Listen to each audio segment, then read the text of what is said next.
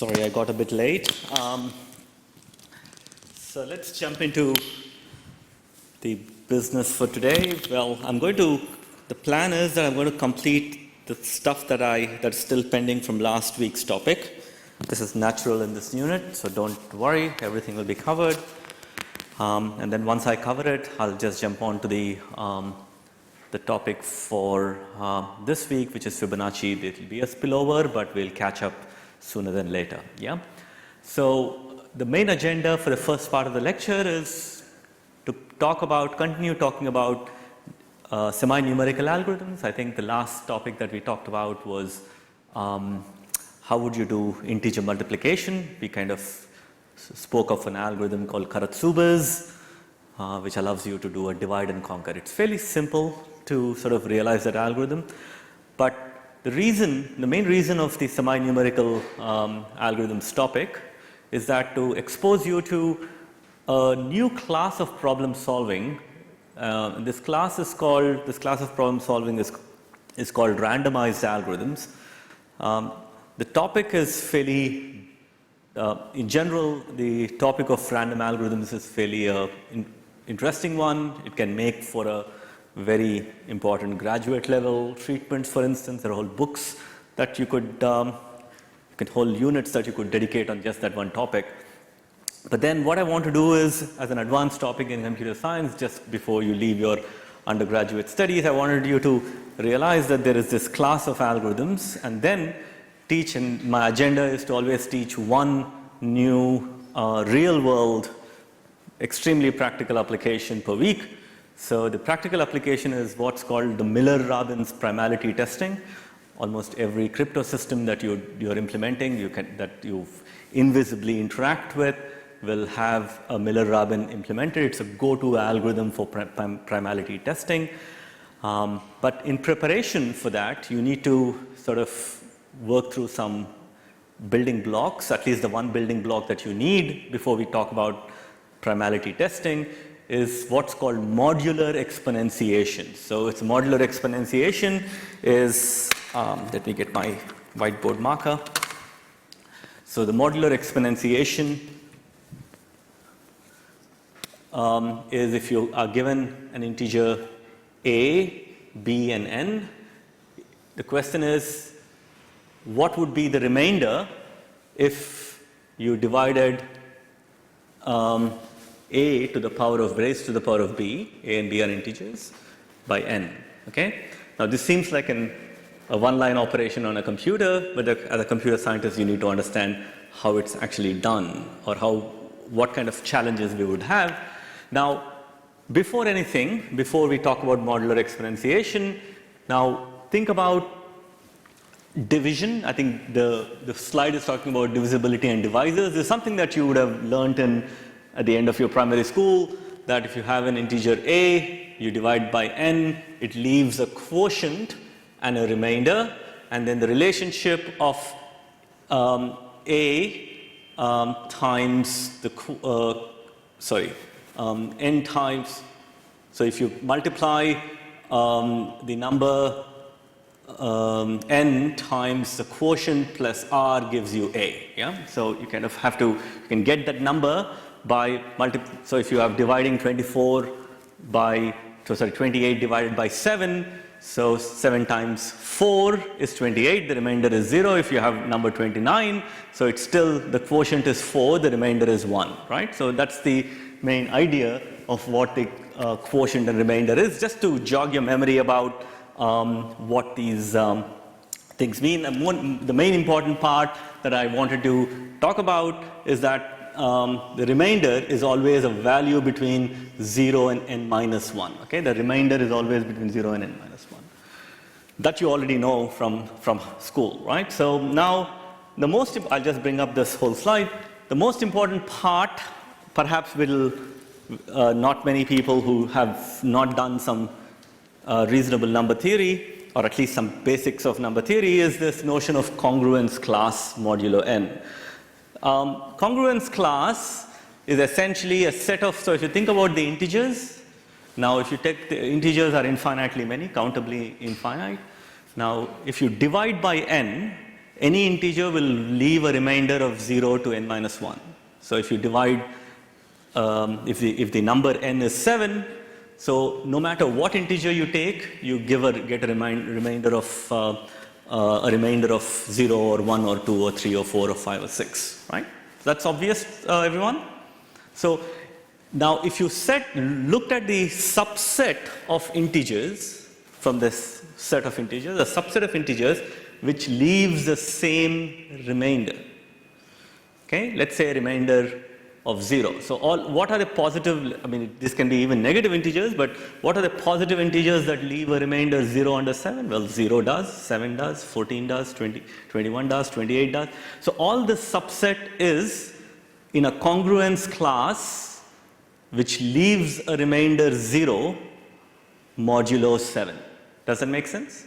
So if you look at the subset of integers, in fact, you could extend this to negative numbers. Minus 7 leaves a remainder 0 modulo 7, I mean divided by 7, minus 14, minus 21, and so on. So if you take the remainder class of, let's take 3, if you're basically dividing by 7 and you're interested in the subset, the congruence class which leaves a remainder 3, then numbers like 3, 10, 17, 24, all these numbers leave a remainder of 3. Does that make sense? So what this slide is trying to tell you is that when you talk about a congruence class, can you see that fancy symbol there? A, some 3 lines, B, modulo n. Mod n is basically what you're dividing with.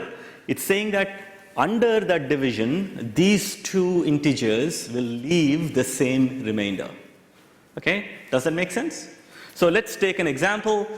Let's take the example of 10 and 17, just to get some sense. So if you divide 10 by 7, it leaves a remainder 3. Okay? If you divide 17 by 7, it leaves a remainder 3. So 10 and 17, so A equals 10 and B equals 17, under mod 7, under the division by 7, leaves are equivalent, are in the same congruence class. Does that make sense? Now, another way to think about this is that if you did A minus B, so if let's take 17, let's say A is 10 and B is 17, so A minus B would be minus 7. Minus 7 is an integer multiple of 7. Right? 7 times minus 1 is minus 7. And you could take any bunch of numbers. So let's take A equals 17 and B equals minus 11. It doesn't matter what order you consider them, it's always true. So 17 is A and B is minus 11. So A minus B is 28. So 28 is an integer multiple. So A minus B is an integer multiple of 7. 28 is an integer multiple of 7. Is that everybody clear? Okay, so with that sorted, we'll look at what do we mean by doing modular exponentiation. I'll just, instead of mod 7, more mathematically, how do we do it for any arbitrary size integers? Now, why do we care about a special algorithm? Well, isn't it just about taking A, exponentiating it by B, and then taking a remainder division? Now, it turns out that if you take even reasonably small numbers, something like 1729 to the power of 1023, the example there, modulo 75, think about what is the range of the result you're expecting. You're expecting a result in the range of, if you divide by 75, you're looking at a remainder, it's only going to be in the range of 0 and 74, right? Remainder can only be between 0 and n minus 1. Okay. However, look at what will happen if you do 1729 to the power of 10 to the power of 1023. That's going to be a fairly big number. Okay. It's going to be thousands of bits long. So, and you don't need such a big result then to divide. It seems like a fairly useless way of doing it. So computer science is about doing things a bit more efficiently. So the popular algorithm that people use even to date, and it's a go-to algorithm, is repeated squaring. It's a very simple algorithm once you process it, but it's not at all intellectually challenging. It's fairly straightforward. Now, what do I mean? How do we do a to the power of b mod n. Let's take an example of a equals 7 and b equals 560 and n equals 560 and n equals 561. Okay. And now what I'm going to do is first explain the crank turning of what you do. I think I'll give you insights as you crank turn, but try and follow the process and then try and follow why that it actually works. We'll just try and do it in some way where we'll first get a sense of what is happening, what are the mechanics of this algorithm before we understand why the algorithm works. So take B, the one in the power, okay? So take B, represent it as a binary number. So if you should take for granted that that string of bits that you see is a binary representation of 560. Is that, are you happy with that? Now, if you have that binary representation, then if I do a to the power of b, a is 7, b is 560. Now look at what 560 is represented as. If I have to convert a binary to a decimal, isn't that what you do in the exponent? 1 times 2 to the power of 9 plus 0 times 2 to the power of 8 plus 0 times 2 to the power of 7. That should give you 560. That's what we did when we converted decimal to binary and back, isn't it? Decimal to binary, 560 becomes 1000, 110000. And then if you go back, then you kind of can get back. So if you did that, then I can apply no more than simple power laws, simple laws of dealing with exponents. So if you look at, this is what I've done, x to the power of m times n, I've written as x to the power of m to the power of n. Well, these two things are equivalent. In fact, this is also equivalent to, in fact, the way it's ordered, I've written it in this form. X to the power of n to the power of m, because m times n is commutative, right? So what I've done is essentially wrote this one, and when I did that, now you would wonder what happened to all these, how did all the pluses become products? Is again applying the idea that if you have x to the power of p plus q is nothing but x to the power of p times x to the power of q. Okay, so that's what I've done, that the products come because of that. Now, notice that if that's true, and I'll let you process in your own pace why that's true, but I think the insight is fairly clear why that's true. If you have anything to the power of 0, it becomes 1. It shoots to 1, isn't it? So it becomes 1. So really, if you have a b, it's only if you look at this thing, everything that's 0, every 0 bit, whenever the bit is unset means the bit is 0. Whenever the bit is unset, when the bit is 0, that becomes 1, 1, 1, 1, the whole term becomes 1. And then what's remaining is only to deal with 7 to the power of 2 to the power of some order. So it's always going to be a to the power of 2 to the power of some order in general, but a is 7 here, a to the power of 2 to the power of some order, wherever the bit in that order is set. Set implies 1, okay? So what are the bits that are set? The bit are set at order 9, order 5, order 4. So that thing is going to be really, to compute this, a to the power of b, it's equivalent to computing this term, okay? Now, I'm going to introduce some very simple idea about this key property. This seems more daunting than it really should, but all it is saying is that if you have product of two numbers, modulo n or z, out here x times y modulo z, it is same if I distribute that modulo inside.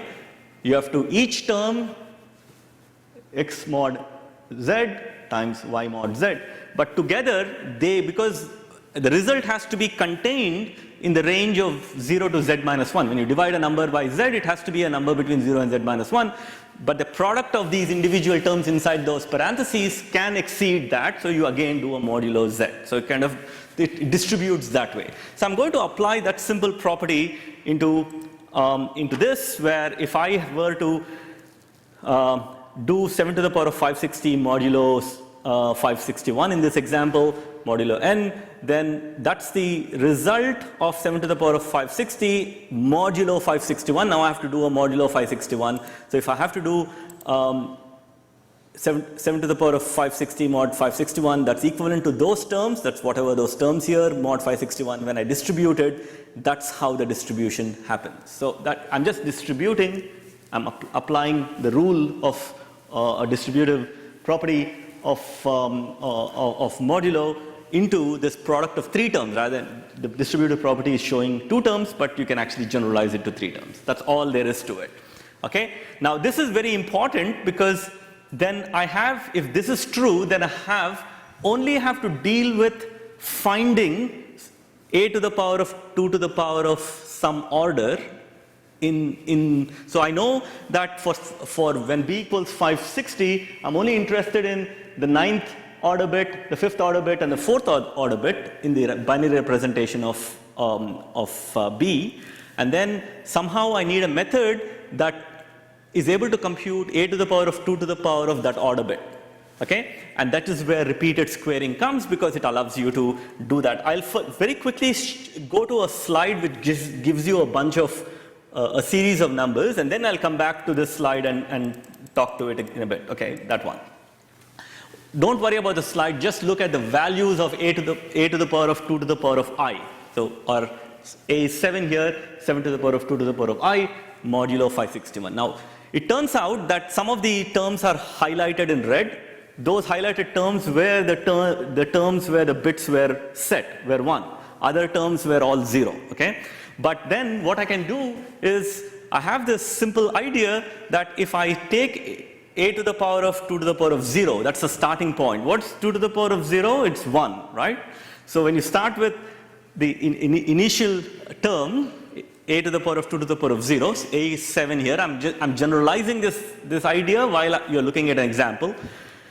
A to the power of 2 to the power of 0, I can do a to the power of 2 to the power of 0 mod 561. It turns out that that's 7. The answer is 7. 7 to the power of 0 is 2 to the power of 0 is 7 to the power of 1, which is modulo 561. The remainder is 7. Is that straightforward?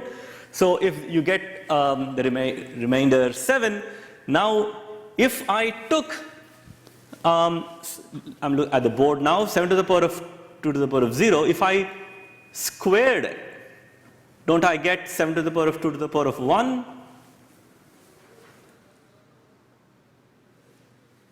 A to the power of, so x to the power of m to the power of n is nothing but, yeah, x to the power of m times n, x to the, so that's x, that's m, that's n.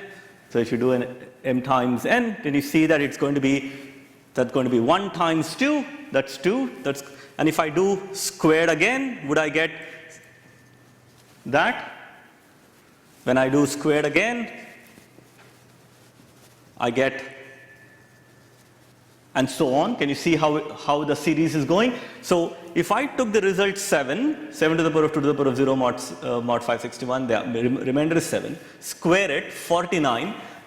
Because of the distributive property, you have to again mod 561. So 49 mod 560, 561 is going to be 49. Remainder, if you divide 49 by 561, would be 49. Is that correct? Now, what is 49 squared? So 50 squared minus 2 times 50 plus 1. So that's 2,401, isn't it? I'm just doing a minus b squared, right? So a is 50 and b is, so 49 is 50 minus 1. So a squared minus 2ab plus b squared. So 2,500 minus 100 plus 1 is 2401. So if you do 49 squared, you get 2,401. If you divide by 561, what remainder you would get? I claim that the remainder you would get, if you do 49 squared and then divide by 561, you'll get 157. You can check it on your computer if that's true as I'm speaking. Now, if I squared that and divided by 561, I'm going to get 526. So the idea is that this generative process will allow me to generate a to the power of 2 to the power of i's starting from 0 by just repeatedly squaring. That's why the method is called repeated squaring. Now, however, my result that I need to store is I'm only want to concentrate on certain bits that have 1. So if you look at the binary representation of the exponent, so b is 560, so the 4th order bit is set, 5th order bit is set, and the 9th order bit is set. So whenever the bit is 4, 5, and 9, the moment I reach there, my result will be, my result will capture that, so whatever remainder I have, I'm going to capture that.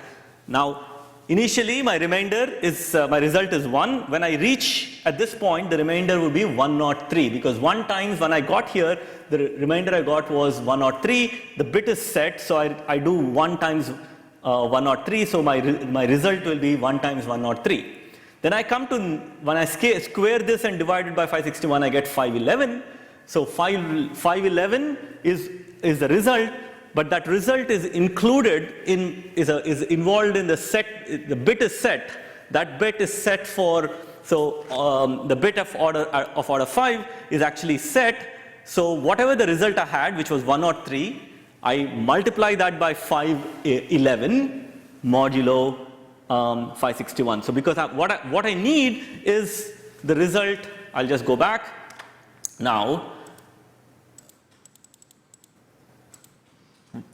What I need when I'm doing this, I need the product of these terms. So if you now look at this green, blue, and red term here, you're approaching it left to right. So you first compute, when you get to a to the power of 2 to the power of 4, your result would be whatever it is. And then when you get to the next bit that's set, you multiply the result that you have, you got at that stage with whatever you have, and again modulo 561, because you're distributing modulo 561. And then if you do this process from lower order bits to higher order bits, whenever it's set, by multiplying the result by whatever value that you have so far, modulo 561 or modulo n in general, you essentially are tracking the result as it goes.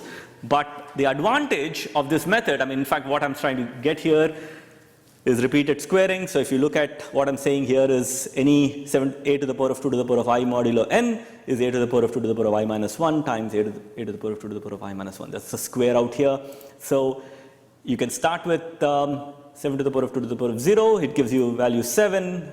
If you do a square of that, it gives you 49. Then 7 times 7 modulo that thing will be 49. If you did the square of that, it's going to be, take it for granted, it's 157. You can check it yourself. 49 times 49 would be 2,401 divided by 561 would be 157 would be the remainder, and so on. When you did that remainder, you only have to keep track of the result. The result is being multiplied each time you see this a value, whenever the bits associated with that specific order are set. And when you did this process, you would end up getting a certain series of things. So if you did the result, you actually can do this on your computer right now if you want. So you can, if the results, we are building the results that way, but you're only interested in 103 times 151 times 511. By the way, you're not waiting to do the modular division until the end. You're doing the modular division in the distributed way. So you're going to do 103 mod 561, which is 103. Then whatever the result times 511 modulo 561, that will give you a remainder in the range of 0 and 560. Sorry, it's not, you're divided by 561, but so if you basically do 103 times 511 divided by 561, I don't know if I said 560 or 561, but it's the 561, which is n is 561. So if you divide it by that, you get a remainder in the range of 0 and 560. And then if you finally, whatever the result you get times 511 modulo 561 will give you a result. And the claim here is that result is 1. So if you want to check this, you can directly multiply 103, 511, and 511. So those three red numbers, modulo 561, it should give you a remainder of 1. Okay? Can somebody check it if you want to? Okay, so that process is fairly simple. So this is basically a process of doing a modular exponentiation. I'll pause here. Are there any questions that you'd want me to answer about this? Because this is really a building block for Miller-Rabin, a necessary building block. Everybody clear about what the agenda is? Okay, if you are, then I will move to the real crux. Primes are the stars of the story here. You know what prime numbers are? Everyone, it's a number that can only be divided by 1 in itself. There are 25 primes, 5 rows of 5s, 5 numbers, so 25 numbers between 1 and 100. 1 is canonically chosen not to be a prime. It's inconvenient to choose 1 as a prime number, but essentially you have prime numbers starting from 2 all the way to whatever number that you have. Less than 100, it's 97. So anything else that we, so is everyone clear about what a prime number is, right? So, yeah? Okay, if that's clear, if I gave you an arbitrarily long number, okay, is the number prime is a very important question. And it's an important question that is really guarding your computers in the classical world. If quantum computers really kick in, then we are in trouble, right? So traditional algorithms, well, there is a whole new field of how cryptography evolves in that regime, but in all this discussion is relevant to classical computers. So if you're given a number arbitrarily long, how is the number prime? By the way, I was a PhD student when it seems like an easy problem, right? So it wasn't. Nobody knew any better algorithm other than Miller-Rabin. Miller-Rabin came up with this algorithm in, I think, late 70s or 80s. I can't remember now. So yeah, I think 70s. From memory, it's 70s. Yeah, Knud's, yeah, 1975-ish, I think, mid-1970s. So for a large, all go-to algorithms, so it's a part reliance on primes for modern cryptography. RSA makes primality testing an important algorithmic problem. From an algorithmic point of view, how fast, rapidly can you check if a number is prime? Now, when I was a PhD student, I remember these are days before, a world before YouTube or Facebook or something like that. So it's reflecting my age. We had this Unix news groups, computational theory. There was this paper that said primes in P. So there were honors year students, basically, in some part of the world, came up with a deterministic algorithm that runs provably in polynomial time.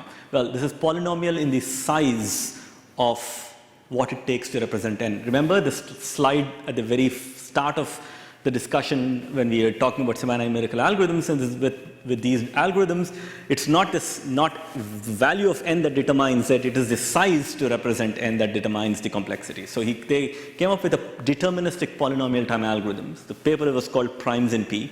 The authors went on to, so I think the professor in one honors level treatment was talking about this classical problem.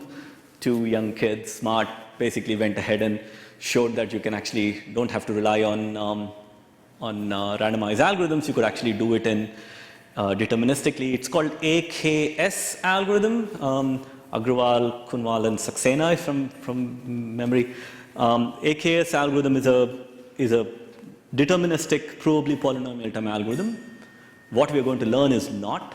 However, Stephen, today, a randomized algorithm, which is not provably deterministic, not provably in polynomial time, is the go-to algorithm because in all practical purposes, it will beat the bands of AKS, right? So just to give you some historical context of this fascinating field. So this is not examinable. I just wanted to tell you about this. It's a very interesting idea if you want to see how prime numbers grow. So if there's what's called the prime number distribution function, pi of n.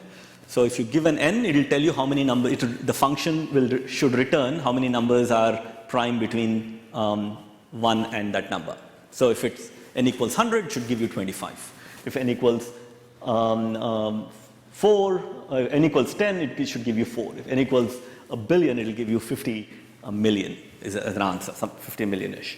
Now, the race to find this number, the mathematical effort to find this number has a very interesting story. It's at some point, if you're interested in number theory, you should go up and read about the history of how difficult it was to come up with this asymptotic distribution of prime numbers, what this prime number distribution formula is. In fact, likes of Ramanujan and Hardy tried unsuccessfully at characterizing it. So a very interesting story behind it. So the key part is that the asymptotic distribution, as n, asymptotic means as n becomes larger and larger, as n tends to infinity, the true function pi of n, which is returns going to tell you how many prime numbers are between 1 and n, divided by n over log n, tends to 1.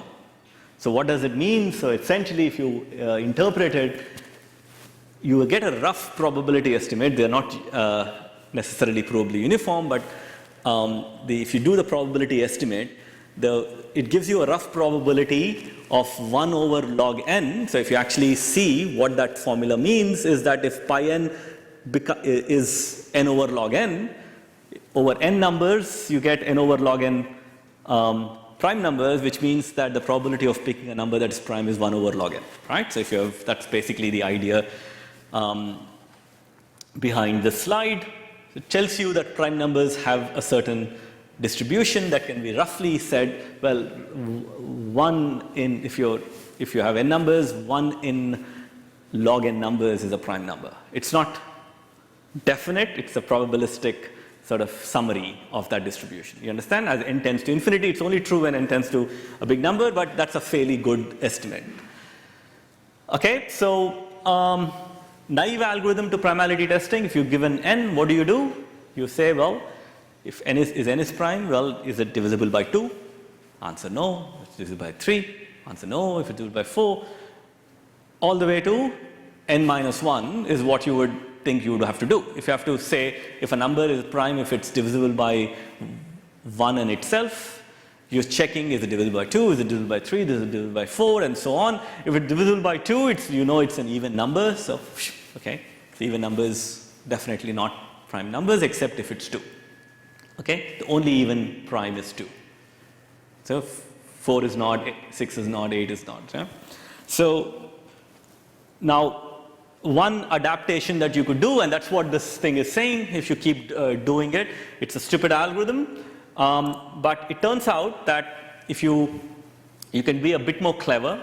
So if a number is composite, n can be represented. If number is composite, then you can factorize it as p and q. In the worst case, so one of them is big, one of them is small. Okay, you can always write a factor as in some order. In the worst case, they are both equal. Okay, so if they are both equal, then the largest prime, so n equals p squared, implies p equals square root of n, implies that you don't have to go all the way to n minus 1, you could stop at square root of n. Okay, that's a simple idea. Is that clear? So you can actually do primality testing and stop, instead of going all the way to n minus 1, you can stop at square root of n and be convinced that if you didn't find any divisor of n from 2 to all the way to square root of n, then surely you will not find anything greater than that. Even then, this algorithm, every time you're doing it, each division takes d squared, and this is going to be order square root of n, because that's the number of divisions you'll have to test because of that property, times d squared, which is surely it's a number that sort of it is it is inconvenient. So we want to say, can we do a better algorithm than the version that we currently have? Okay, can we do better than d squared, and square root of n times d squared. So here comes our little hero Fermat. So Fermat, even before this is days when mathematics was studied, not because it has some application, but just because of the properties of mathematics. So number theory arose long before 20th century, really. Gauss was interested in number theory. So Pierre de Fermat, a French mathematician, came up with this very important theorem. Okay, if you actually, I'm not going to examine the theorem. I have given a very intuitive proof on modal. If you actually look at the material, it will give you a very the range of proofs, something that require proper treatment, undergrad study of number theory to understand it. I mean, some of them are fairly intuitive. The one that I gave you is something that even any high school student should be able to follow. Okay, so it's a very less than a page of an argument. Now, for those interested, please go through the proof, and you're not all by yourself. Come to the consultation if you want me to go through the proof. Anytime you need to sort of process that, come to the consultation, I'll go through it. It's a fairly easy intuitive proof, so I do recommend you, even if it's not, what is not examinable is the proof, but I do want you to remember what a Fermat's little theorem is, because that's our hero in the story of Miller-Rabin, right? So Miller-Rabin uses Fermat's little theorem and more, and something else. So what is it saying? That if P is a prime number, then for any integer a, it says a to the power of p minus a is an integer multiple of p. Okay, that's what it's saying. So let's actually break down that statement. And this is an integer multiple of p. If I have to write it in the congruence class, it's saying that a to the power of p is congruent to a when you divide a to the power of p divide by p and a divide by p. They both will leave the same remainder. Okay, so the remainder under division with p, a to the power of p divided by p and a divided by p will leave the same remainder. That's why they are in the same congruence class. That's what a to the power of p, those equivalent to a, implies that equivalence implies under modular division with p, they leave the same remainder. Now, if I'll just state this if, and then I'll talk about what this actually means. If a is not divisible by p, so if a can be, it says for any integer a, so look at the red part, any integer a. So if I have to test primality of p, I can pick any integer a, and that will hold a to the power of p is congruent to a mod p, which is a very interesting property if you actually think about it. Any integers, there are infinitely many integers, any integer that will hold a to the power of p, take any random integer, that's where the randomized algorithm starts to come, pick any random integer, you're testing p is a prime, do a to the power of p, it will leave a remainder, and take that whatever random number you pick, divide by p, it will also read a remainder. They both have to be the same. And if they're not the same, we'll see what happens. Okay, but let's talk about this part. So it is necessary that for p to be prime, this property to hold. Now, if you further impose that a is not divisible by p, because it's any random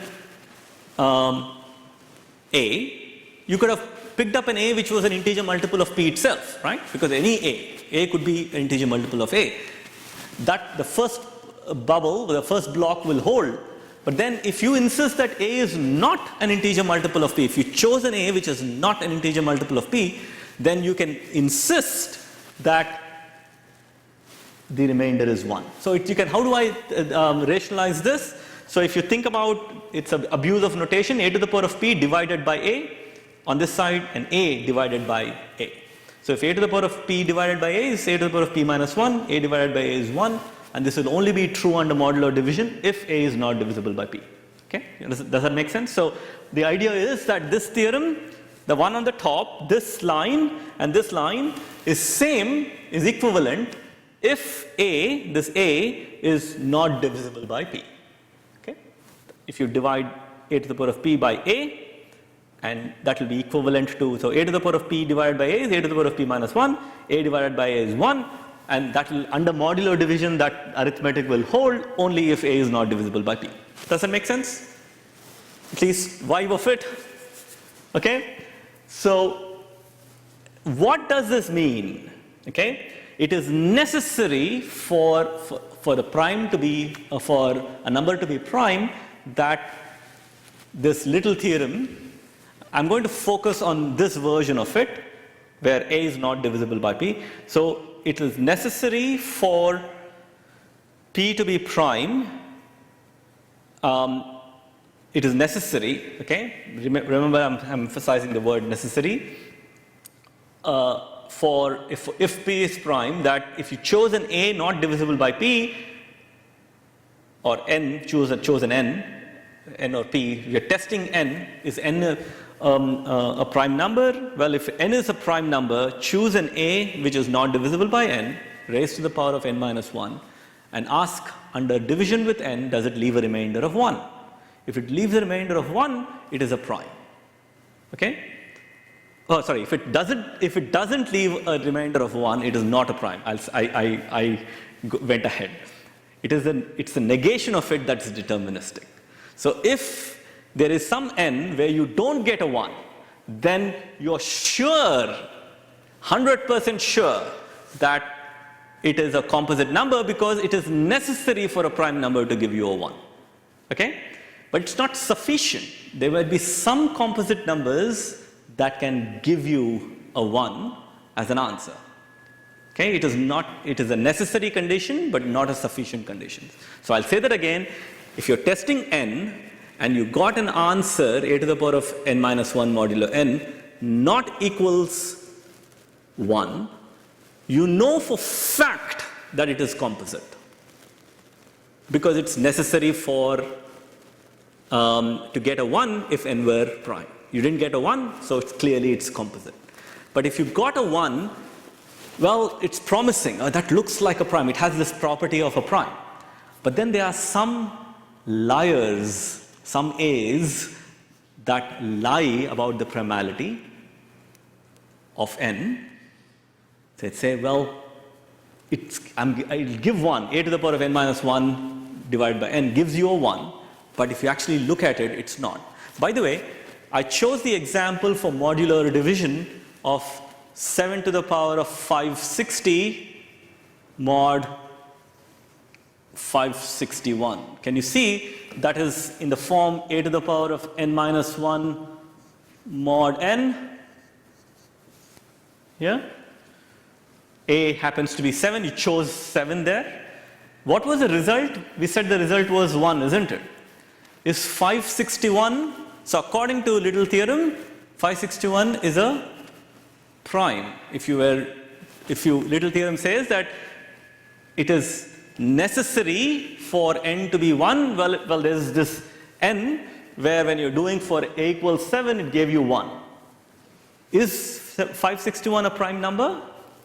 It's not quite. In fact, I chose that example quite deliberately.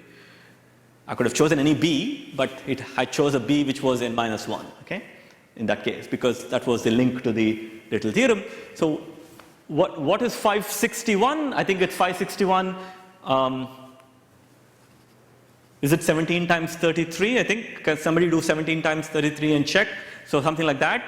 So if 561 is not a prime number, and hence it turns out that whenever you have an A, so it turns out that there are numbers which are composite, n is composite, but can, for certain A's, will give you an answer as 1, because A was a random pick, okay? In fact, problem gets a bit more tricky, right? If the numbers were very few, then you would say, I can live with it, I can do the testing several times, and if it holds the same result several times by picking randomly with A's, then it's good. But it turns out that there are numbers, class of numbers called Carmichael numbers, okay? There are numbers called Carmichael numbers where whenever there is an A which is coprime, whose GCD with n, the number that you're testing is 1. If the greatest common divisor is 1, it will always tell you that it'll lie that it is a prime by giving you the answer as 1. And there are infinitely many Carmichael numbers, so 561 is the smallest positive Carmichael number, okay? So 561, for any A which is a relative prime of 561, for any A which is a relative, there are infinitely many, okay? You would basically get the answer as 1. So if you keep doing this, you would be confused about, hey, sometimes it says whenever it's not a co-prime, it will say, well, it doesn't leave a remainder 1, but sometimes it says that, you kind of say, oh gosh, this is confusing. Now, if you did nothing else, if you were doing a randomized format test, I've already told you that you can do a test by choosing a number A randomly. And if you chose a number A randomly, if you're testing prime, A to the power of n minus 1, does it leave a remainder 1? The answer is no, return composite. If it is yes, it's probably prime. Okay, you understand what I mean by probably prime? Because not all, it's not always true that it's only for prime numbers that it will return 1. So you can, when it's 1, you can only be half sure. You'd only be a little sure, okay? We'll talk about what probability it has later on. Yeah. So whenever A lies about the primality of a number which is really composite but leaves a remainder 1, they're called Fermat's liar, okay? The word liar is in the literature, I didn't make it up. Okay, 561 is basically 17 times 33, yeah? That's what it says here. Now, so Miller-Robbins said, let's see if we can use Fermat's little theorem, extend it a little more, and see if we can get, you can't entirely do away with the fact that there are infinitely many Carmichael numbers. So if you're testing the primality of some n which is a Carmichael number, then you still you will struggle. But what Miller-Robbins said was, maybe if I looked at the test, I'll still do Fermat's little theorem test, and something extra, in several cases I will be able to recognize that it's actually a composite number masquerading as a prime number. And I'll pick those cases up. So the agenda is, how does Miller-Robbins essentially implement the Fermat's little theorem test with some additional twists to it? The method is fairly easy in its mechanics. I'll try and explain it intuitively before we see a pseudocode of what it does at the very end. Okay, so if you're doing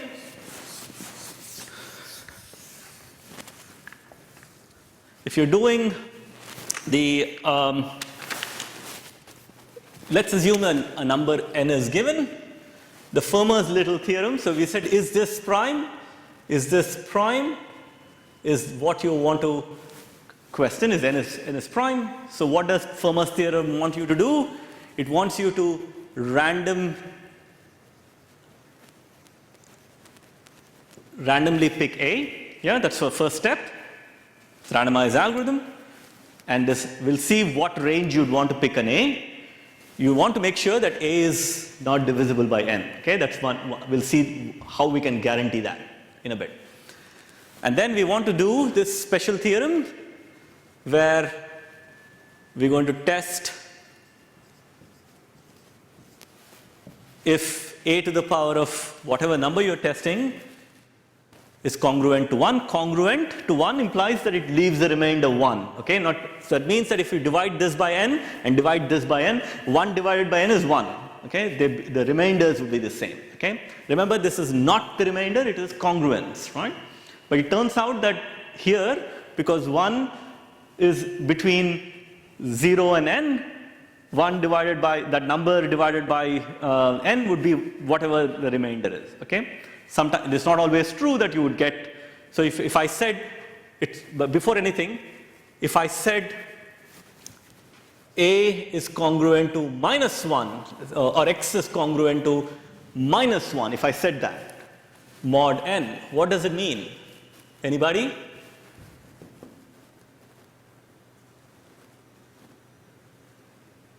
This is not a remainder, this is what I'm trying to get at. X is congruent to -1. That means that if I divided x by n, I get a remainder, and that remainder would be same as when I divide -1 by n.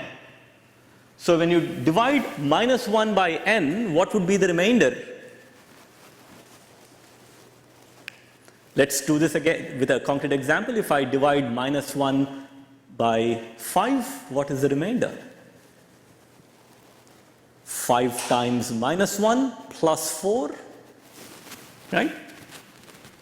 So if I divide -1 by any number, so let's basically take 5, n equals 5, okay? If I divide -1 by 5, I get a remainder of 4, isn't it? Why? -1 times 5 plus 4 is -1. Okay?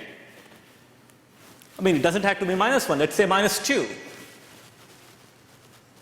Okay? So if you take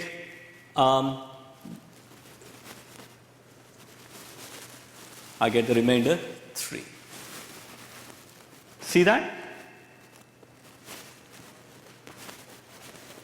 That's the remainder. Have I lost you? I mean, does that make sense that this is basically congruence? Now let's come back to this for a bit. We'll worry about that in a while.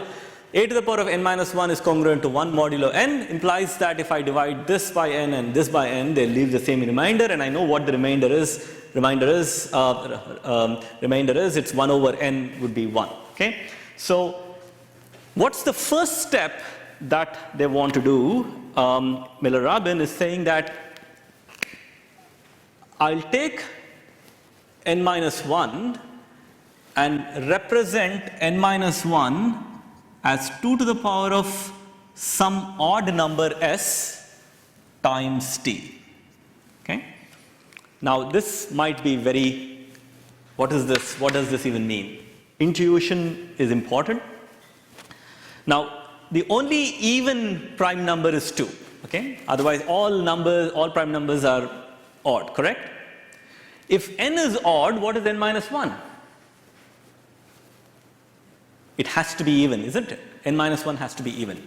Now, if you look at the binary representation of even numbers, is there a certain property it will have?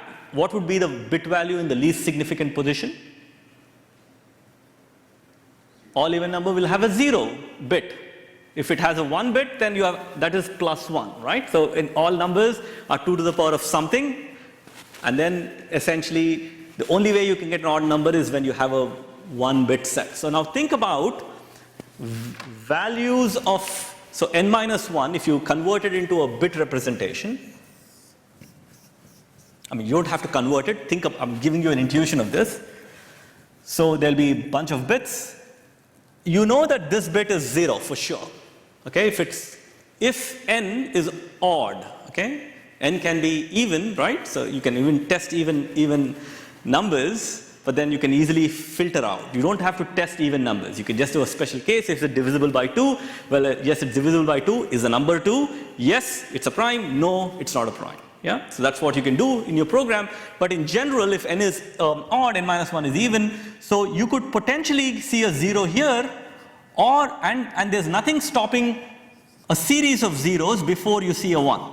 You could have a run of zeros in the lower order bit before you see a 1.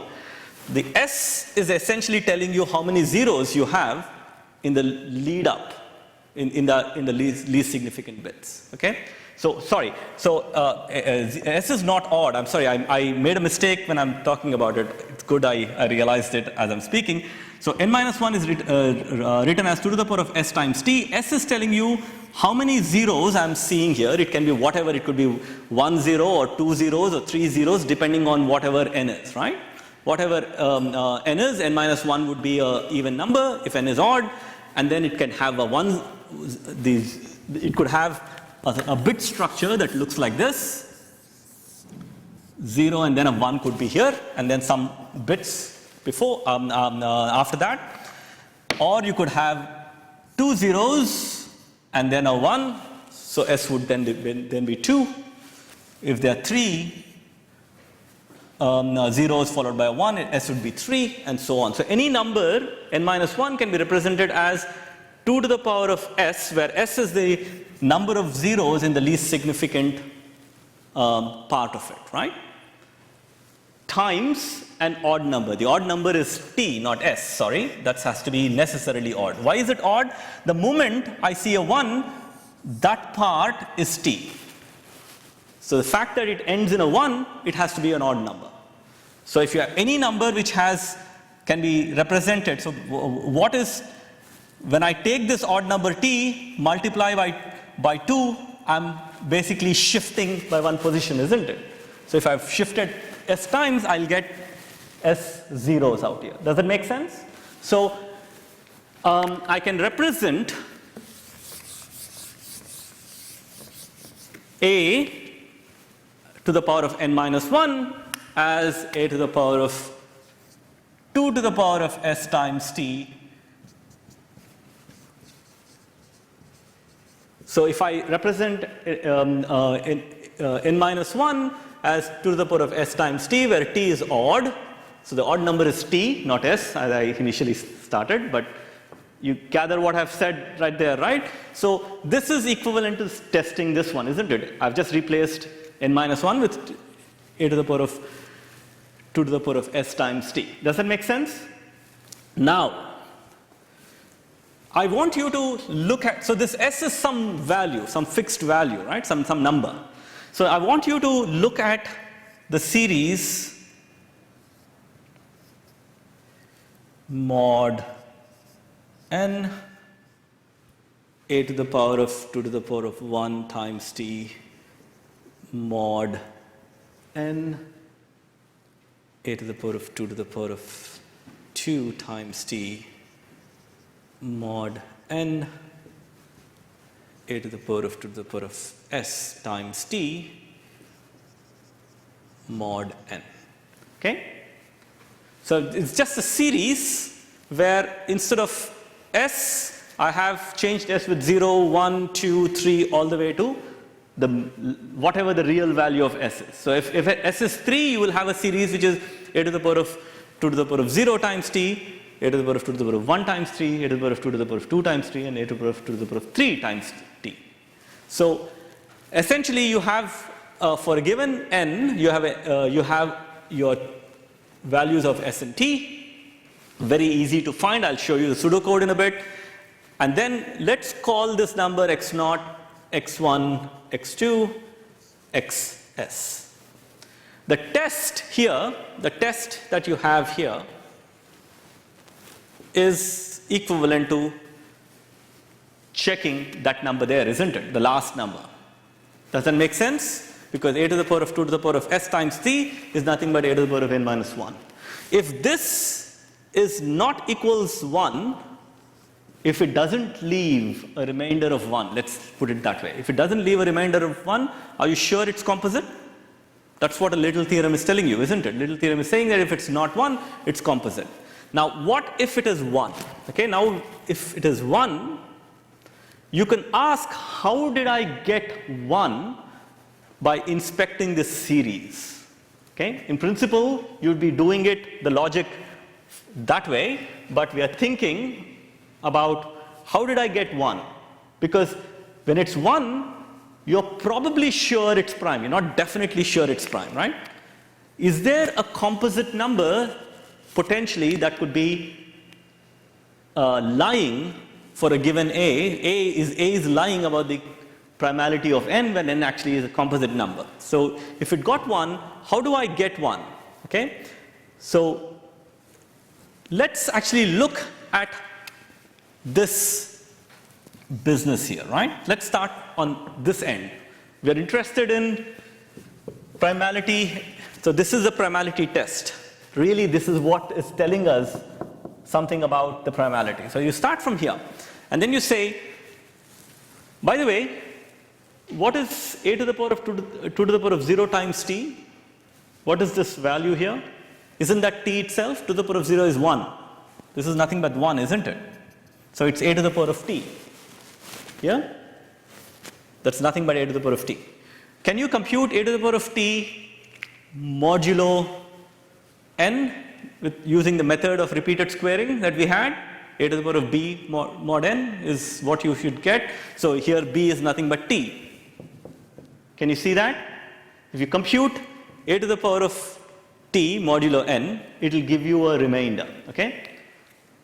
Pretend, so what would be the value of a remainder? Remainder would be a value between 0 and n minus 1. Right? Whatever you're doing when you divide something by n, it's going to be a value between 0 and n minus 1. So if it were a value equals 1, let's assume that its value equals 1.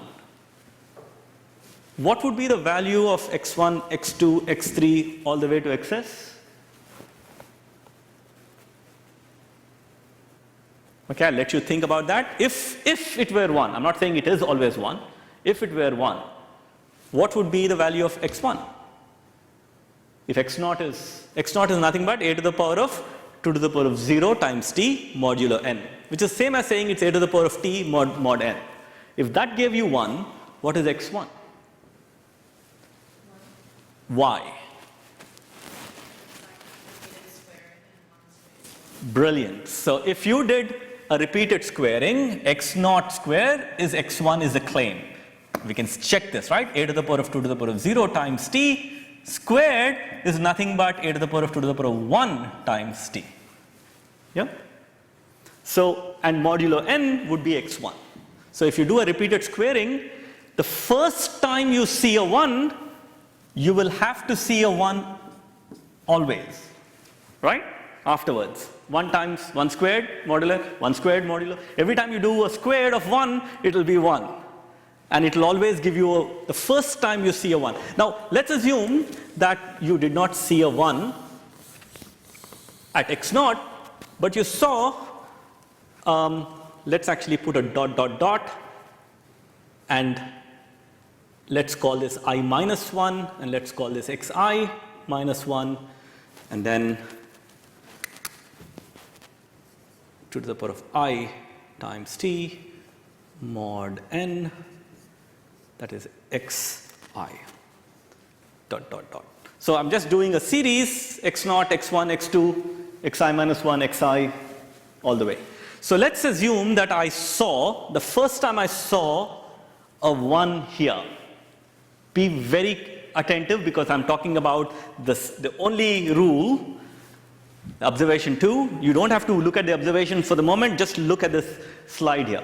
The first time I saw a 1 out here, I know that everything else will be 1. Okay? Now, the moment I got a 1 at xs, it says that it is probably prime, isn't it? That's what a 1 out at the very end. The moment I see 1 here, I don't even have to compute any of these. I can just stop here and immediately realize it's going to be 1 at the very end. Okay? Now, question that you have to ask, or Miller-Rabin asks, is the following. The first time I saw 1, there is some remainder before it. And that's not equals 1, because the first time I saw it was at that position. Well, if the first time I saw is at x0, then essentially there's nothing before it. You can't do anything except saying it's probably prime. But if it's somewhere in the sequence somewhere else other than x0, if it could be x1 or x2 or x3 or some xi, you can look at what remainder you got before it. Now, here's where it can catch out some composite numbers that are pretending to be primes. How? So, as we just heard, xi minus 1 squared is xi, correct? If you squared, repeated squaring, if you squared this, I got a 1. So if you r squared modulo n gave you 1. That's what repeated squaring is, isn't it?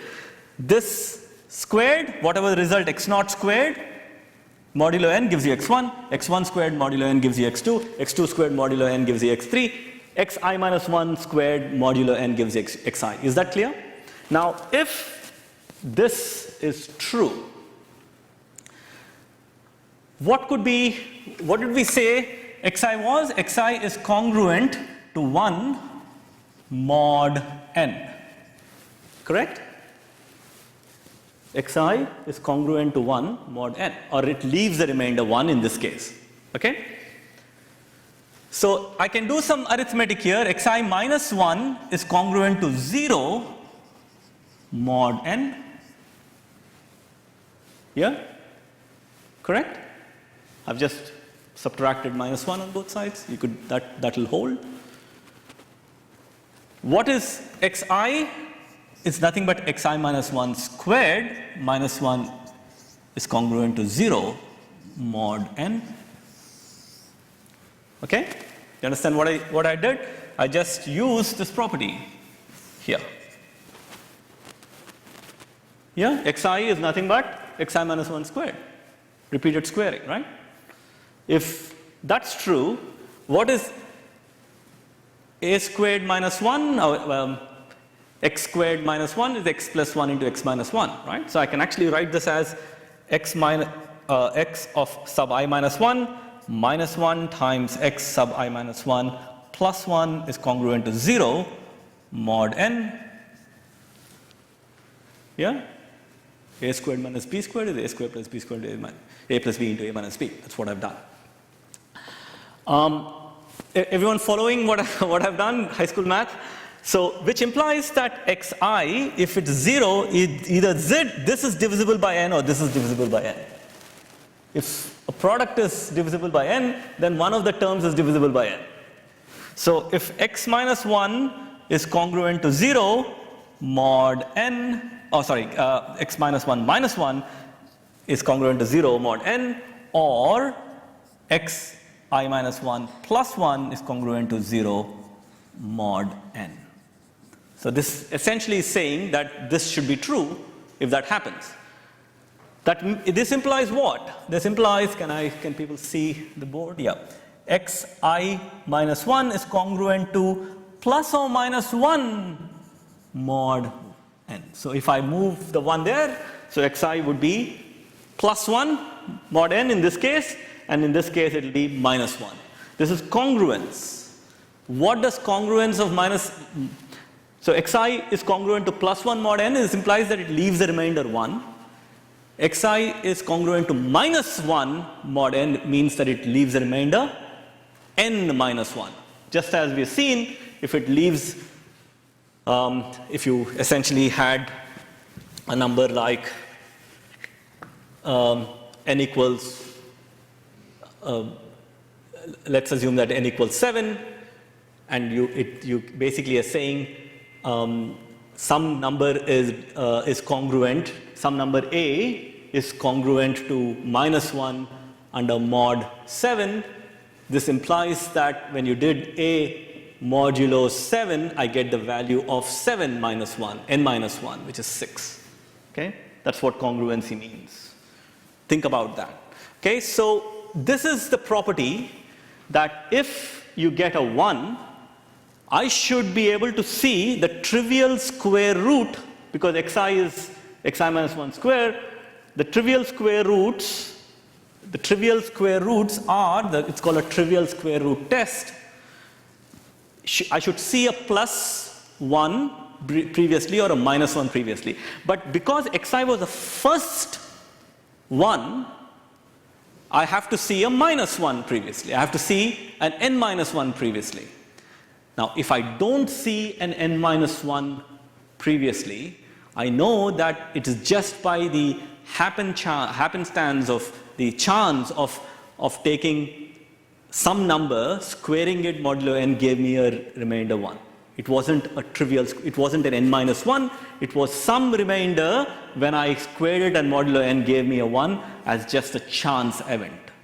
And the moment I saw 1, everything was 1, and then it'll try and lie that n is a prime number when it's a composite. So what am I looking for? If the first time I see a 1, if the previous number is not a trivial square root, if it's not plus or minus 1, implies that, well, if the first number is 1, then previous number has to be -1 is a check.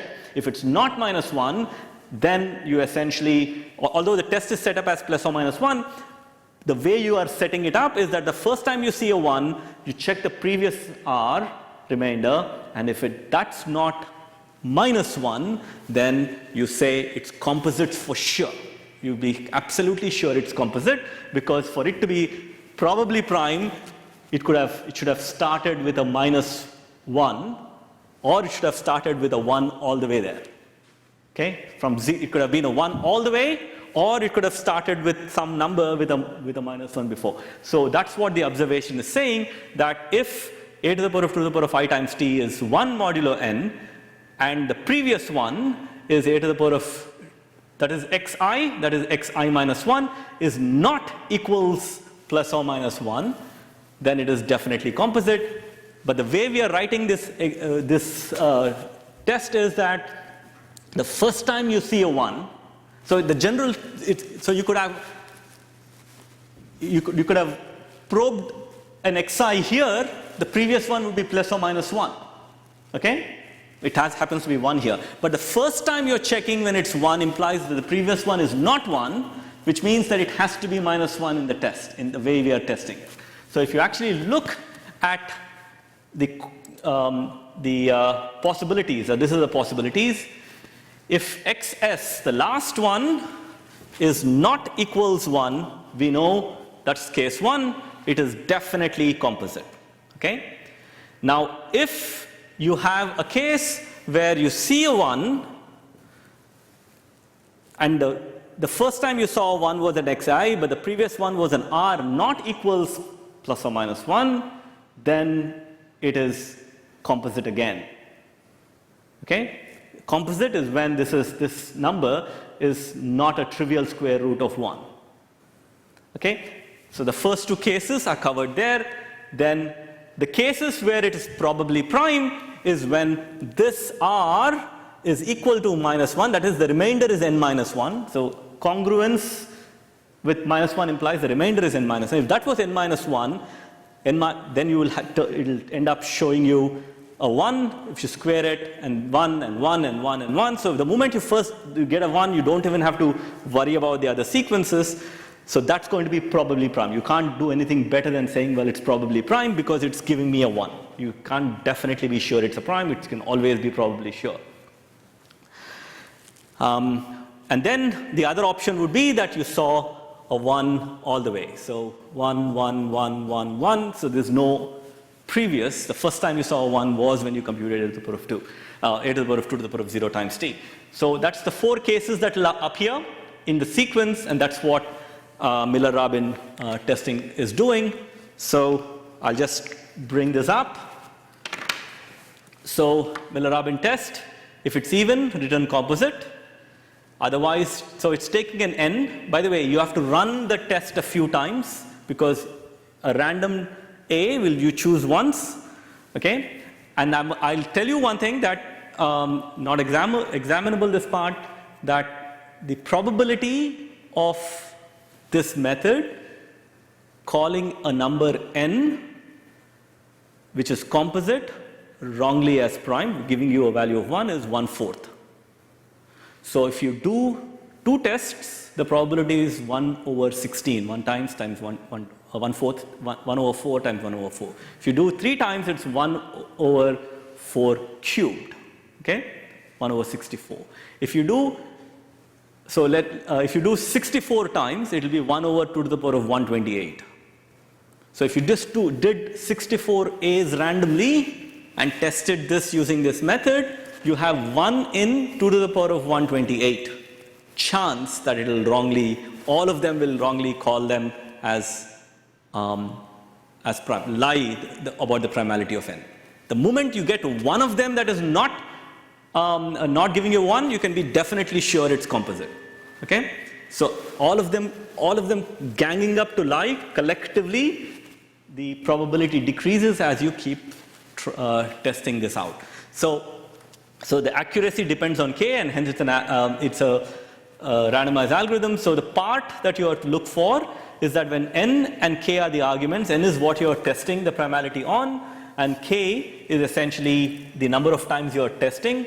So what you are doing is factorizing n as 2 to the power of s times t, where t is odd. So what you are doing is successively dividing. So start with t is n minus 1, and then you successively divide by 2. So every time you divide by 2, s is incremented by 1. That's what 2 to the s n minus 1 is 2 to the power of s times t means. So it's a very simple way of computing what s and t is.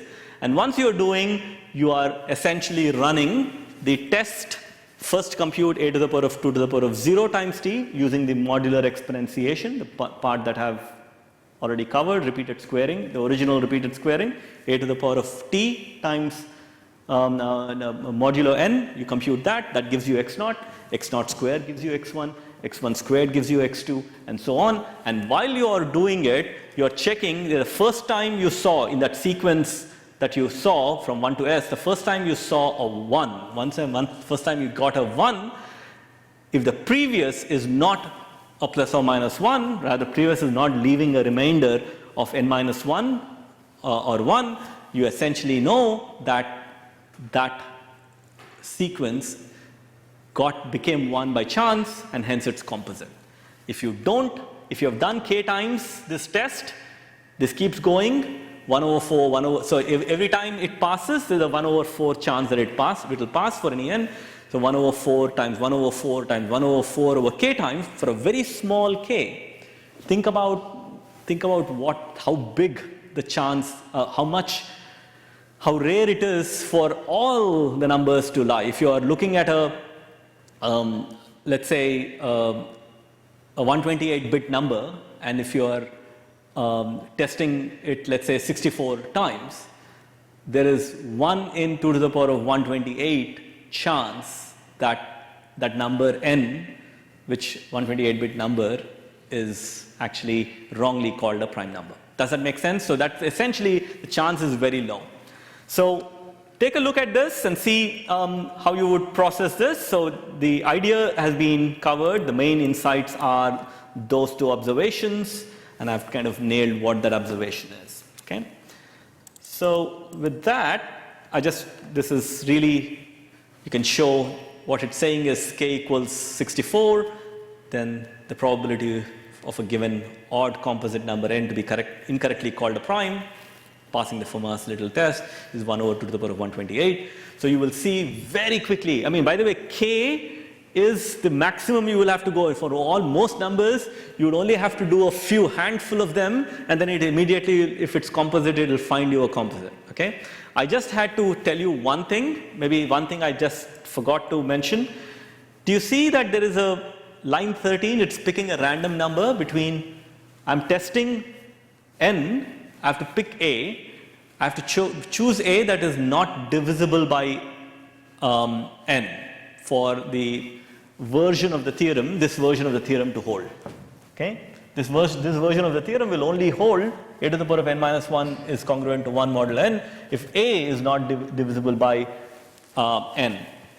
Clearly, numbers between 2 and n minus 2 are not divisible by n. They're numbers smaller than them, right? So they're numbers smaller, so obviously 2 won't be divisible by n minus 1, 3 won't be divisible by n minus 1, 4 won't be. One might ask, Arun, what happened to 1 and n minus 1? Why were they excluded? Okay? It's trivial to know why 1 was excluded. If a is 1, Okay, if A equals 1, is that a good choice? Think about it. Okay, think about why A is not a good choice, so you would anyway exclude A. An important thing for you to also think about is, why did I exclude n minus 1? If I did an A equals n minus 1, and if you're testing A to the power of n minus 1 is divisible by n, what's the remainder? So A is n minus 1, so n minus 1 to the power of n minus 1 will always give you a remainder of 1. Ask yourself why. It's a simple binomial series expansion. A to the n minus 1 to the power of x expansion. What will happen to the terms? Only all the terms will involve n except the last term, which will be 1. And if you divide a number which is sum of terms which involves n, every term is divisible by n except the last term, which is 1. So it will leave a remainder of 1. So that's the only thing that was missing in that jigsaw. We've covered everything about the Miller-Robbin. Okay, with that thing, I will just switch gears. In fact, this lecture and the one in next week are related. So it will be a nice way to cover as much as we can and then go on. There's amortized analysis in the next week's topic. So I will pick up about that in relation to Fibonacci heaps directly. So I'll just directly go to, there are some self-study slides. So we are talking about Fibonacci heaps, just switching contexts here. So Fibonacci heaps is a special kind of heap. You have done binary heap in 2004, yeah? So, or earlier, heaps, min heap, max heaps, right? Now, if you tried to merge two heaps, the operation, if you merge two min heaps, the operation would be order n. N is the sort of the sum of the two sizes of the heaps. Every heap, you understand what a heap is, right? I don't have to, so what we are trying to do is a data structure that is mergeable, that allows merging efficiently, together with the standard operations, insert, find min, extract min, merge, decrease key, and delete. By the way, I'm thinking about a heap as a min heap. You could easily flip the order. You could make it a max heap as well. So although my discussion will be as if the heap is min, you could have done the same operations in terms of max heap. So it's a priority queue. A priority queue is implemented as a heap data structure, and it supports insert, min, extract min, merge, decrease key, and delete. Okay? Now, do you remember Dijkstra? Does anybody want to recollect what Dijkstra does? This should be easy. What does Dijkstra do? Yeah, she finds the shortest path from a source to a sink, or serves from a given source to any other point. How does it work? Did you use a priority queue in Dijkstra? But yeah, it's a good time to remember what Dijkstra did. Anybody?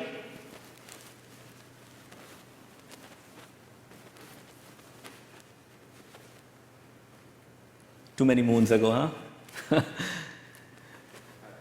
start of each of the iterations, we would get the one in the heap with the lowest cost. And like pop up till then, I think. Yeah. So sort of, it's heading in the direction. I know that you've done it, but again, the idea of these algorithms is to understand these intuitively so that you never forget them.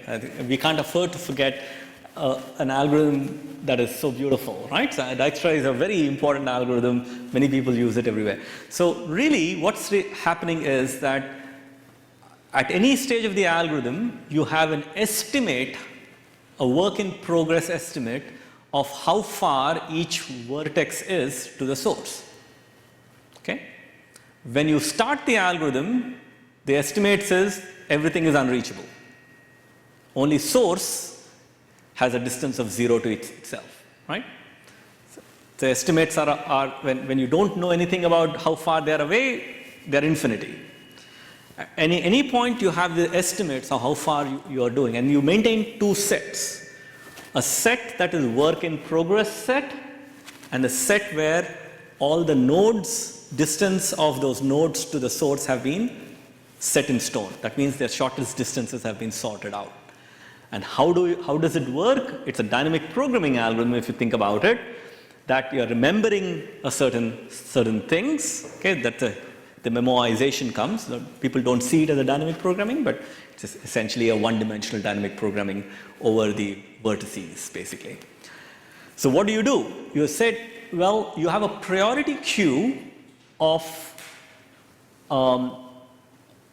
distance, the current distance estimates for the source to everything in the working set. Working set will have a bunch of vertices that are still, whose shortest distance have not yet been sorted out, and they are work in progress. So you have this priority queue, and then what do? You say that, okay, I'm going to extract min from that work in progress. I'm going to take one vertex out and put it in, I've finished, the shortest one has to be the shortest distance from the source, okay? So whatever from the source to the work in progress, I plonk that into the removed. I've removed it from the work in progress.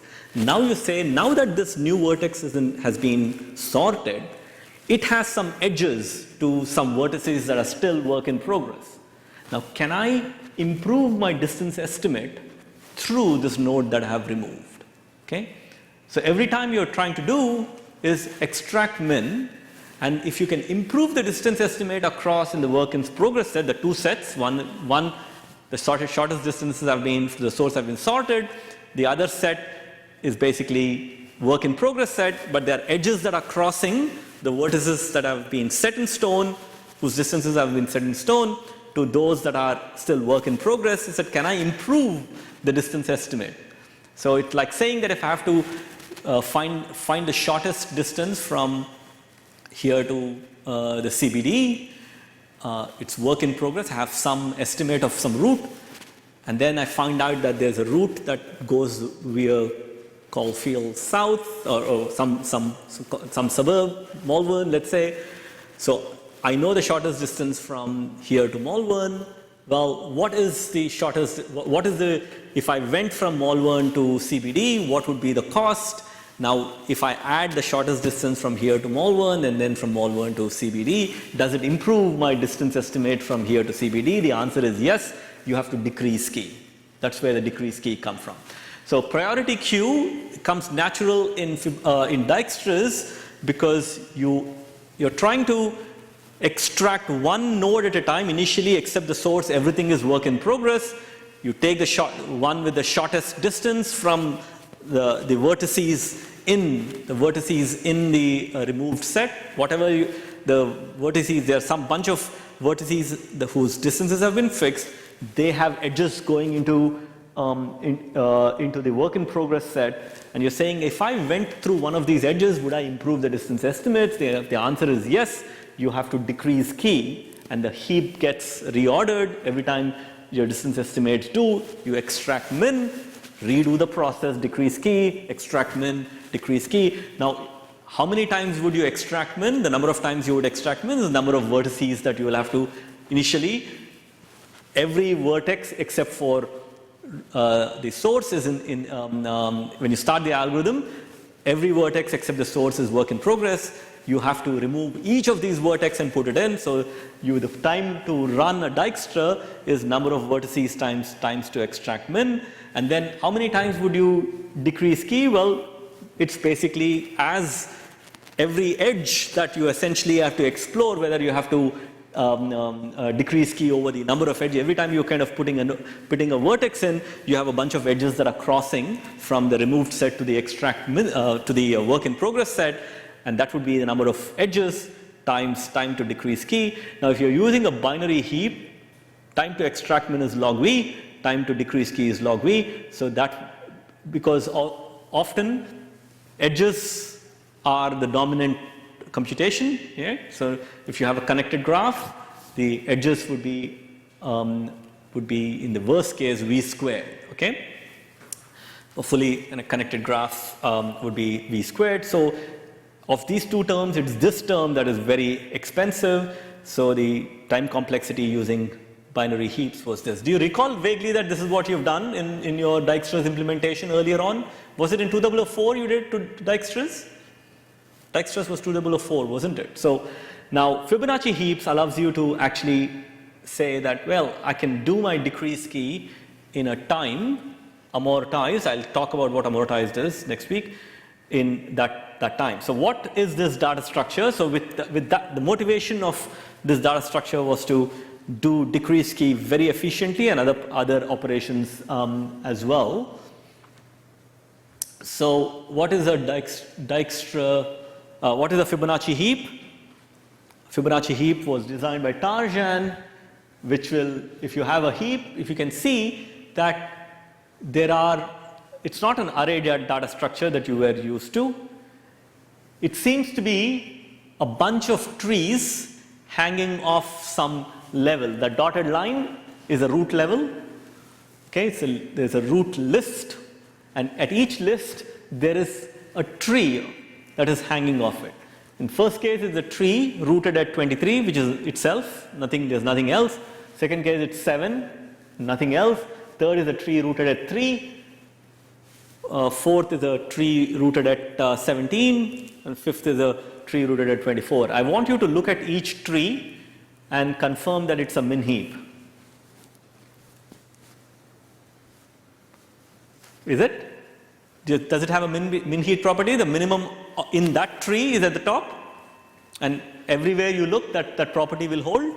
That it's children. Okay. Whenever you have a parent, the parent is smaller than the child, less than or equal to the child. Does that make sense? Okay. Now, in all the elements, the minimum is always for that respective tree as a top. So if I want the minimum overall, I need a pointer that tells me where the minimum overall in the root level. So it's in the root level that one of the elements is minimum, because the minimum in every tree will be at the root level. Minimum of the entire heap would be one of the elements at the root level, so the pointer there is pointing to 3. Does that make sense? So that's what a tree is. Now, so it has a min pointer that points to the minimum element.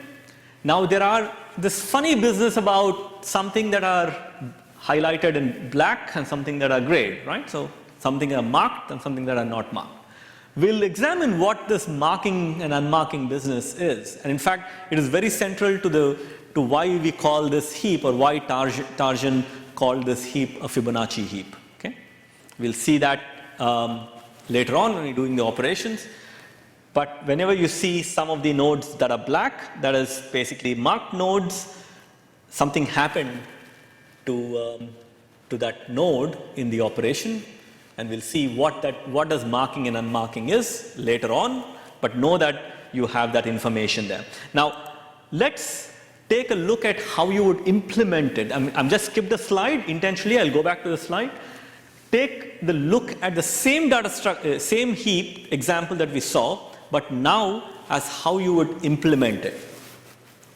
So you implement a heap in a way where at each level, okay, so you look at the root level, do you see the root level is a circular doubly linked list? So if you start at 23, you can go to the right to 7, to go to the right at 3, go to the right at 17, go to the right at 27. If you go right, you'll come back at 23. But you can also go left, right? Start at 24, left 17, left 3, left 7, left 23. If you go left, it will come back to 24. So you can go in both ways. So it's a circular in one direction and the other direction. So circular doubly linked list. Okay, that's the implementation. Now also see that each node will, if you look at one node, it will have a left pointer and a right pointer, right? If you're circular, it will have a left pointer and right. So this one will have left and right. So 52's left is 18, 52's right is 38. Now each node, take a look at a general node here. So each node seem to be pointing back to the parent, right? So 18 is pointing back to 3, 52 is pointing back to 3, 38 is pointing back to 3, 39 is pointing back to 18, 41 is pointing back to 38. Can you see that it has a parent pointer? So it knows how to go in the same level. It knows how to go up. Okay? You understand what I mean? So you left and right pointers, you can traverse in the same level of whatever that level will permit you to. And then you can go up to the parent using that pointer. So each node will have to have that extra pointer. Now, but something funny is happening with the child. If you look at 3 is only pointing to one of its children, not all of its children, right? Although the children are pointing back to the parent, it is, you only have from one level, you can go in the same level, you can go up. Now we are talking about going down. So if you have a child, if you have a bunch of children, the pointers are only pointing to one of the children. Because if you have access to one of the children, you can use the left and right pointers to go and access the other levels.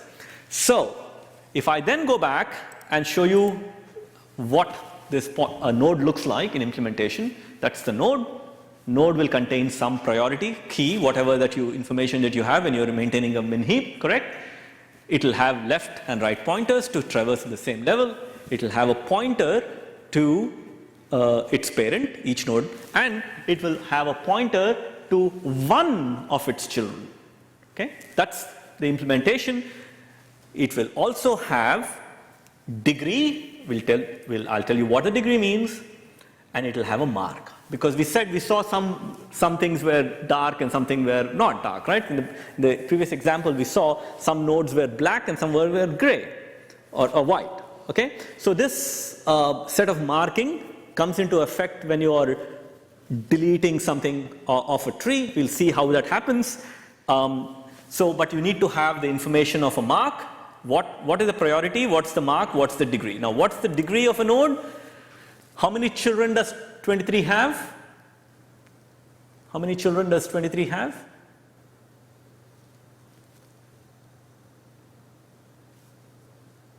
How many children does 23 have? Let's wake up. Come on. That's 0, right? No children? How many children does 7 have? 0. How many children does 3 have? 3 has 3 children. 18, 52, and 38. 17 has 1 child. 24 has 2 children, right? So degree is basically keeping track of how many children node has. Okay? Degree is nothing but how many children do you have out here. So degree of 23 is 0, of 7 is 0, of 3 is those 3, of 17 is 1, of 24 is those 2. What's the degree of 18 is 1, 52 is 0, 38 is 1, and so on, right? You got to get the point. There's nothing smart about this data structure. And we already said what the degree is. Degree is 0 for some nodes, degree is 2 for some. So 24, I'm assuming 24 is there, has a degree of 2, and 7 has a degree of 0. And there's something that are marked and something that are not marked. It tells you that marking really arises in decrease key operation, which requires you to delete a node and move it to the root list. We'll come back to it. It's not immediately obvious if I tell you what it is. I said, why do we need it? We'll do it at the time when we do the operation. Okay? But know that there's notion of marked and unmarked. So 18, that is something in gray. So 18 is there. So 18 is in black. 18 is a marked node, and 30 is an unmarked node. So that's 30. That's unmarked in 18. So those 3 nodes are marked in this thing in the current state of that example. Okay? Now, I told you that each node allows you to access a node at a level below through one pointer, right? So, one pointer to the children. So, at the root level, the pointer to the root level is through HMIN. There's nothing above at the root level. So the pointer to hmin is pointer to the root level is hmin. So that's what you would get it. That's minimum of the heap. So whenever you do what is the minimum or extract minimum, that's where the point of operations are. Everything is with respect to that hmin that you currently have in the current state of the heap. And you can access elements in the heap using left and right pointers, at least in the root list. Now, we said the whole motivation of this is a mergeable heap, heaps that are mergeable beyond its use separately in Dijkstra, but we said Fibonacci was a mergeable heap. Now tell me, if I have two heaps in that circular data structure, if I have to merge those two, the claim is you could merge it in O1 time. Okay? You can merge two things by just doing some circular doubly linked list, just pointers need to be adjusted. And I'll give you an example of why it is O1 time. So that's heap 1, that's heap 2. Now technically this is a circle. I've just written it out into a plain page, right? So it's laid out in the plain page. But it's a circular doubly linked list. So you can think of this to be a circle with doubly linked list. Now access to H1 is through one point in the circle, access to H2 is another point in the circle. I have to smash those two circles into one circle, basically. Now to do that, all I need to do is work on, can you see my mouse? So you have to work on that pointer, that pointer, that pointer, and that pointer.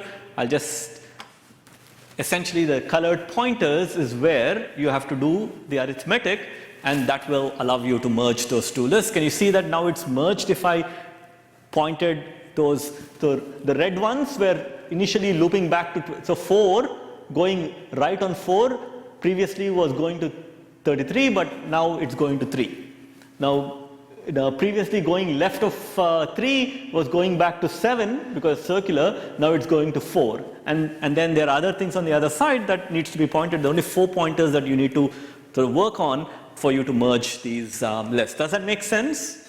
I mean, this is, even if it is not, doesn't appear like this, but it's a trivial stuff. It should, for third year computer science student, that should be obvious, yeah? All right, so if we did that, merging is constant time. Let's just do an insert. We still have a few minutes of time, so that's okay. So if you have to do insert, how do you do insert into a heap? Well, it's quite easy. So if I have to insert, so that's the state of the heap. I have a pointer hmin. I have to insert 21. Just insert to the in one direction, in one side of wherever hmin is pointing. So hmin is pointing to 3, you have to insert 21. Here I'm putting hmin to the left of wherever the previous hmin was pointing to.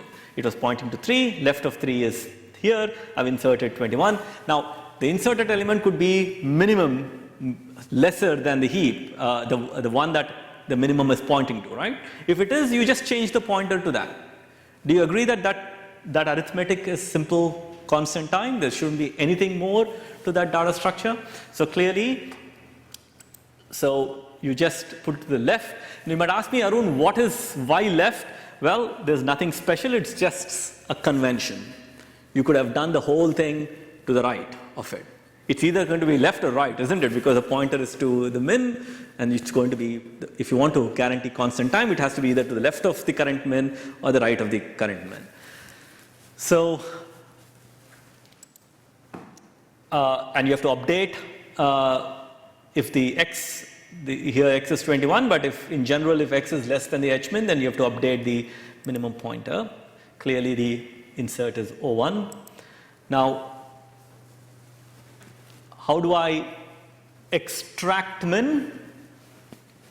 Now, extract min is quite simple. If all there was to it is to remove the minimum element, I simply, so if you want to, hmin tells you what the minimum is. It's a tree. It has some children.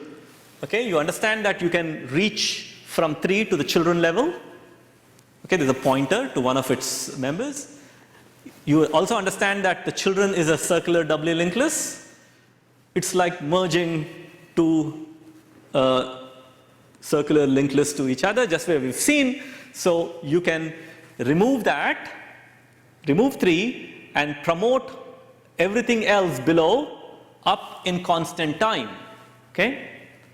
However, the only time you need to set your house in order is extract min in Fibonacci. What does it mean?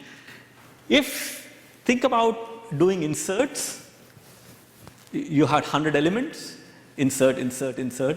Your root list will become a long chain of degree 0 elements. So every time you put something in the root, it will basically a list of elements, isn't it? If you have 100 inserts, you will have 100 elements. Now, so obviously, if you have to do any operation which is a function of this size, it becomes the worst case of some. Let's say if you have to do an operation, we'll come to the worst cases of certain operations, but you want to essentially have a data structure that is more compact. So how do you set your house in order is to ensure that you have to, the root list from time to time, whenever you are doing extract min, should have a tree, at most one tree of any degree. So if you have 100 trees of degree 0, that's not at most one tree of degree 0, isn't it? There are hundreds of them. But when you consolidate them, you would want to have at most one tree, 0 or 1 of any degree. So if it's 0, you only have to see either none or 1. If it's 1, it has to be none or 1. If it's 2, degree 2, if any tree with of any degree, it's at most 1. So what you have to do is to do a consolidation operation. I'll just very quickly talk about what consolidation, I'm not going to complete it, but so by the way, if you see when you promoted the children up to the root, you've removed h-min. So now you don't know what h-min is. It could be any one of the elements in the previous root list or the ones that have been promoted. Okay? So it could be any of them. So we don't know what h-min is. So the pointer before consolidation, you move that pointer to a right sibling. So 3's, the minimum's right sibling is 17. So current is pointing to 17. Can you see that? That's a constant time point. Before you push these things, your current is basically 17. That's the right of 3. I'm just looking at the stream. I'll stop the moment the stream stops. So current is out here. You create an auxiliary list. We'll pick it up again next week, but we'll create an auxiliary list that tells you how many trees of a certain degree have seen. Initially, you have seen no tree of any degree. You have not started this consolidation. They are all empty. Then, just let me flag if the stream cuts off, yeah? So you have nothing there. Now, once you see 17, you can ask, what is the degree of 17? Well, the degree of 17 is 1.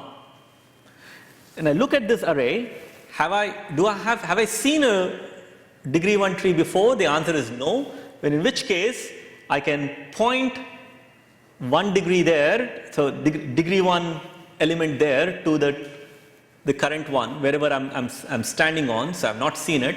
So that's the pointer. Now then move the pointer to the right. So essentially what you do is if you did what I just said, you have pointed it and you move to the right. And then you ask again, what's the degree of that tree? It's 2. The degree of 3 is 2. Have I seen a degree 2 tree before? The answer is no, because if you look at the array, it's empty. Well, okay, then point that to that element. Okay, so we essentially make a pointer and move current to right. What is the right of 24 in a circular sense? In a circular sense, right of 24 has to be 23, isn't it? Okay, we're still going, so I'll just keep going until